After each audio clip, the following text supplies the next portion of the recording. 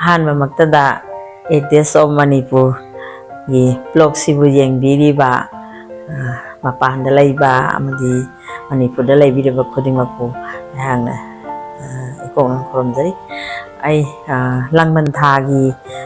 ꯗꯃꯛꯇ ꯑꯩꯅ ꯁ꯭ꯔꯤ ꯒꯣꯕꯤꯟꯗꯗ ꯑꯩꯈꯣꯏꯒꯤ ꯂꯩꯈꯤꯗ꯭ꯔꯕ ꯑꯊꯧ ꯑꯊꯧꯕꯤ ꯑꯗꯒꯤ ꯏꯃꯨꯡ ꯃꯅꯨꯡꯒꯤ ꯑꯍꯜ ꯂꯃꯟꯁꯤꯡꯒꯤ ꯑꯩꯅ ꯚꯛꯇ ꯕꯩꯁꯅꯣꯞꯁꯤꯡꯗ ꯈꯔ ꯀꯠꯆꯕ ꯂꯨꯞ ꯀꯠꯆꯕ ꯑꯗꯨꯒ ꯁꯅꯥꯃꯍꯤ ꯂꯥꯏꯁꯪꯗꯁꯨ ꯑꯩꯅ ꯑꯊꯧꯕ ꯑꯊꯧꯕꯁꯤꯡꯒꯤꯗꯁꯨ ꯍꯩꯀꯠ ꯂꯩꯀꯠ ꯇꯝꯖꯗꯅ ꯆꯠꯆꯔꯨꯕ ꯑꯃꯗꯤ ꯏꯔꯥꯕꯣꯠꯀꯤ ꯆꯩꯔꯥꯎ ꯆꯤꯡꯗ ꯑꯩꯈꯣꯏꯅ ꯂꯩꯁꯨ ꯀꯠꯆꯔꯨꯕ ꯑꯗꯣ ꯑꯩ ꯚꯤꯗꯤꯑꯣ ꯑꯃꯗꯤ ꯐꯣꯇꯣ खरा लांगन थागी ओइना थागतजरके अदुगा मेरा थाना लाकपसिदा अइहाक ngasiगी blog ama makha samdajarake amu makha tani yengminarasi।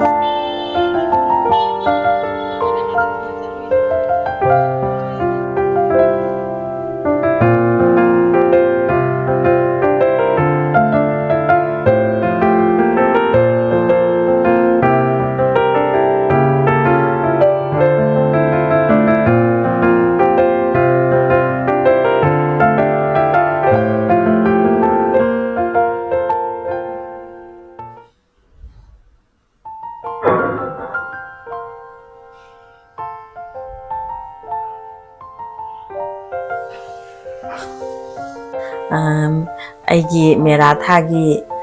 ꯕ꯭ꯂꯣꯒꯁꯤꯗꯤ ꯑꯩꯅ ꯉꯁꯤ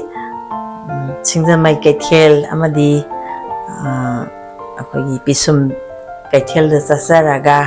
ꯊꯣꯡꯗꯣꯔꯤꯕ ꯃꯊꯦꯜꯁꯤꯡꯁꯦ ꯑꯩ ꯂꯩꯖꯔꯨꯔꯦ꯫ ꯂꯩꯖꯔꯤꯕ ꯃꯊꯦꯜꯁꯤꯡ ꯑꯁꯦ ꯁꯤꯗ ꯂꯩꯖꯔꯤ ꯁꯤꯡꯁꯤꯅꯤ꯫ ꯑꯗ ꯑꯍꯥꯟꯕꯗ ꯑꯩ ꯀꯩꯅꯣꯅ ꯑꯩꯈꯣꯏ ꯕꯕꯥꯅ ꯄꯣꯔꯣꯡꯒ hawai thaka thongbasi chaningi hai adu sima thongbirage aduga akhoi champut ama beans adugi dasugusa gajar si tawraga no champut ama tawrage aduga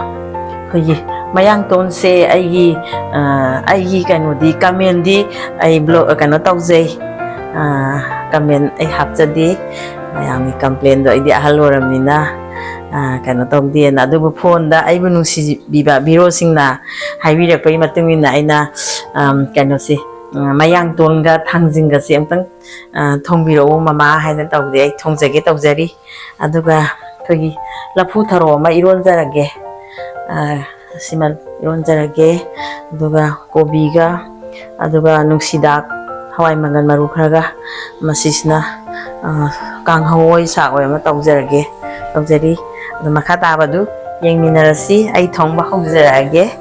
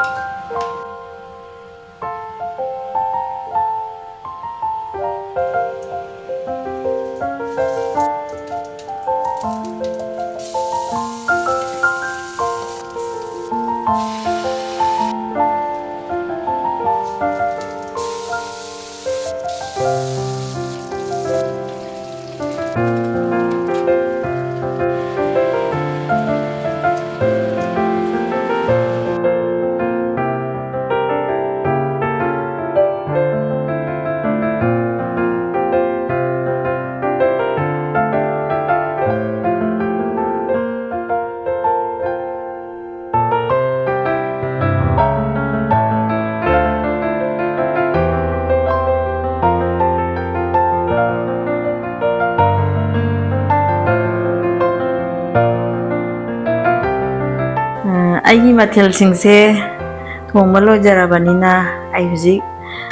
test ꯇꯧꯖꯔꯛꯑꯒꯦ ꯑꯩꯅ ꯊꯣꯡꯖꯔꯤꯕꯁꯤꯡꯁꯤꯗꯤ ꯑꯩꯈꯣꯏꯒꯤ ꯎꯀꯥꯕꯤ ꯑꯇꯥꯎꯕ ꯑꯃ ꯇꯧꯖꯔꯦ ꯑꯗꯨꯒ ꯗꯁꯀꯨꯁ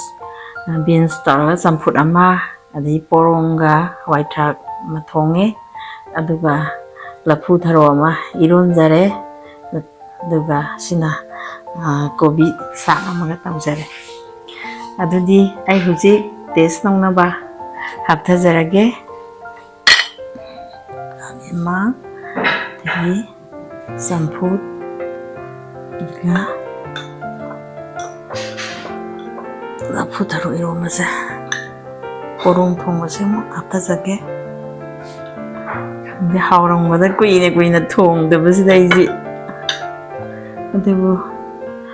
कई ममांगागी चारकपा इन्सांगसे अदुम थोंनिंगे आइदि ना कोबी साग अमा तौजरे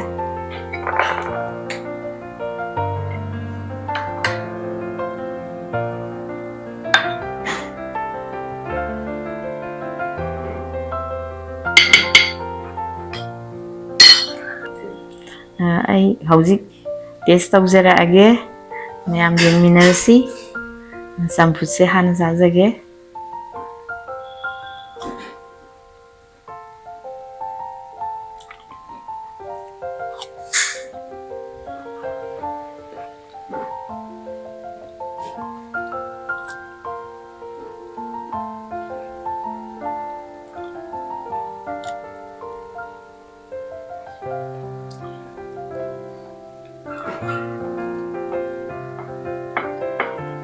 लफू thorough इरोंबसे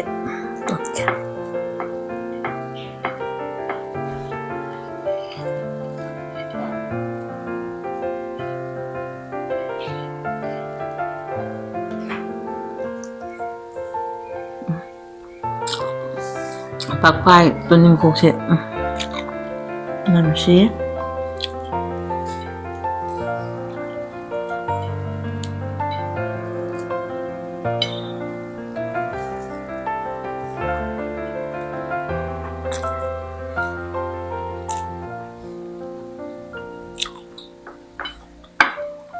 hả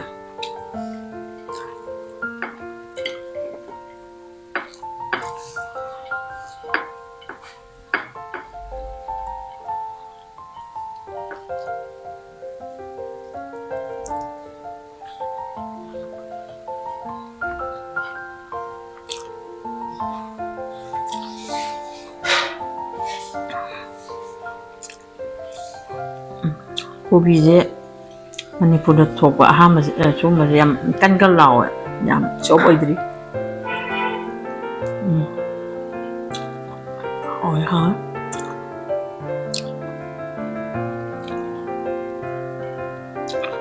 sisu isam na ngaubiyo na haidana ngaurini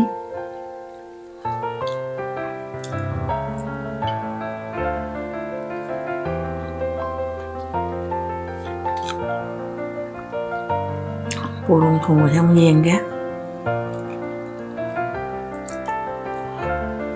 इसान थोंजरा हावी हावी हाबिसे मीना नोकनारमदरा खंगदे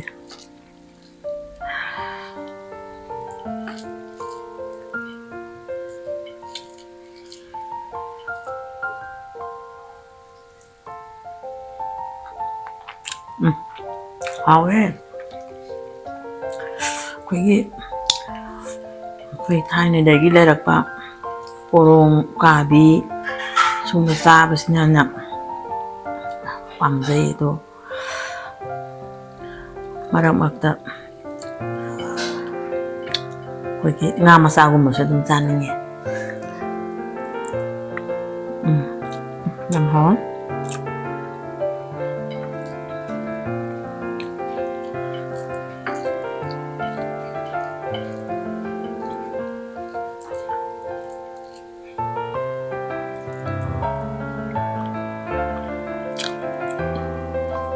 उकाबीसे हजिकान्दी याम नोइरागा अमा चाबा ngamdre habadi khogi mamangagi khogi in chingba ꯈꯨꯠꯂꯨꯝꯕꯗꯒ ꯐꯥꯕ ꯎꯀꯥꯕꯤꯗꯣ ꯑꯗꯨꯒꯨꯝꯕꯗꯤ ꯄꯥꯛ ꯎꯕ ꯐꯪꯗ꯭ꯔꯦ ꯑꯩꯈꯣꯏꯒꯤ ꯍꯧꯖꯤꯛꯀꯥꯟꯒꯤ ꯃꯆꯤꯟꯖꯥꯛ ꯅ ꯊꯥꯗꯔꯒ ꯌꯣꯛꯄ ꯎꯀꯥꯕꯤꯗꯤ ꯌꯥꯝ ꯐꯪꯉꯦ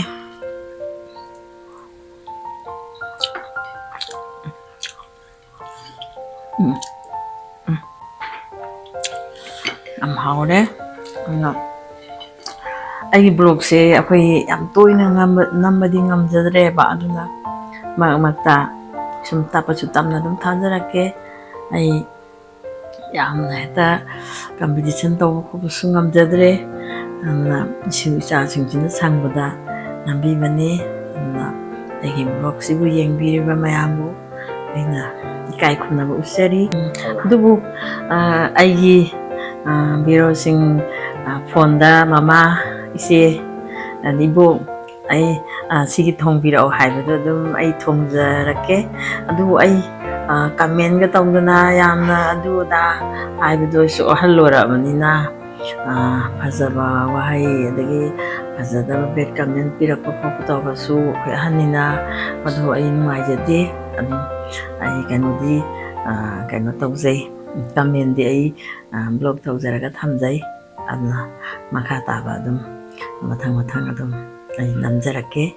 ꯃꯌꯥꯝꯕꯨ ꯑꯩꯅ ꯈꯨꯔꯨꯝꯖꯔꯤ